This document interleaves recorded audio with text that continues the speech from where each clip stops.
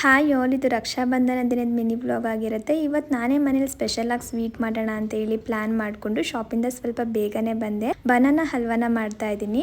ಇದಕ್ಕೆ ಗೋಡಂಬಿ, ದ್ರಾಕ್ಷಿ, ಪಿಸ್ತಾ, 1 ಕಪ್ ಬೆಲ್ಲ, ಒಂದು ಅರ್ಧ ಕಪ್ ರವೆ, 1 ಕಪ್ ಗೋಧಿ ಹಿಟ್ಟು, ಒಂದು ಅರ್ಧ ಕಪ್ ತುಪ್ಪನ ತಗೊಂಡಿದ್ದೀನಿ. ಹಾಗೆ ಒಂದು 4 ಬಾಳೆಹಣ್ಣು ಮೊದಲು ಗ್ರೈಂಡ್ ಮಾಡಿ ಎತ್ತಿಟ್ಕೊಂಡು ಒಂದು ಕಡಾಯಿಗೆ 1 ಕಪ್ ನೀರು, ಬೆಲ್ಲನ ಸೇರಿಸಿ ಕರಗಿಸಿ ಎತ್ತಿಟ್ಕೊಂಡಿದ್ದೀನಿ. ಇವಾಗ ಇನ್ನೊಂದು ಕಡಾಯಿಗೆ ತುಪ್ಪ, ಗೋಧಿ ಹಿಟ್ಟನ್ನ ಹಾಕಿ ಹುರ್ಕೊಂಡು ಅದಕ್ಕೆ ರವೆ ಕೂಡ ಸೇರಿಸಿ ಚೆನ್ನಾಗಿ ಹುರ್ಕೊಂಡಿದ್ದಾದ್ಮೇಲೆ ರುಬ್ಬಿಟ್ಕೊಂಡಿರೋ ಬಾಳೆಹಣ್ಣು, ಕರಗಿಸಿಟ್ಕೊಂಡಿರೋ ಬೆಲ್ಲದ ನೀರು ಹಾಕಿ ಚೆನ್ನಾಗಿ ಹುರ್ಕೊಬೇಕು.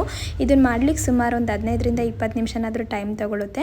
ರವೆ ಸ್ವಲ್ಪ ಬೆಂದಮೇಲೆ ಅದಕ್ಕೆ ಗೋಡಂಬಿ, ಬಾದಾಮಿ, ತುಪ್ಪ ಸೇರಿಸಿ ಮಿಕ್ಸ್ ಮಾಡಿ ಮಾಮೂಲಿಯಾಗಿ ಒಂದು ಪ್ಲೇಟ್ಗೆ ಹಾಕಿ ಒಂದು ಅರ್ಧ ಗಂಟೆ ಎತ್ತಿಟ್ಕೊಂಡು ತಣ್ಣಗಾದ್ಮೇಲೆ ಕಟ್ ಮಾಡ್ಕೊಳ್ಳೋದು ಅಷ್ಟೇ.